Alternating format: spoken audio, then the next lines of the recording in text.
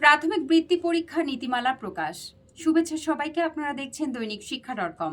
সঙ্গে আছি আমি প্রিয়াঙ্কা বৃষ্টি। প্রাথমিক বৃত্তি পরীক্ষা নীতিমালা 2026-এর খসড়া প্রকাশ করা হয়েছে। প্রাথমিক বিদ্যালয়ের পঞ্চম শ্রেণীর শিক্ষার্থীদের বৃত্তি পরীক্ষা অনুষ্ঠানের জন্য প্রাথমিক বৃত্তি পরীক্ষা নীতিমালা পর্যালোচনা ও অনুমোদন সংক্রান্ত আন্তঃমন্ত্রণালয় সভায় প্রাথমিক বৃত্তি পরীক্ষা নীতিমালা 2026 অনুমোদিত হয়েছে। আজ প্রাথমিক শিক্ষা অধিদপ্তরের এক চিঠিতে এ তথ্য জানা যায়। চিঠিটি সংশ্লিষ্টদের জানানো হয়েছে।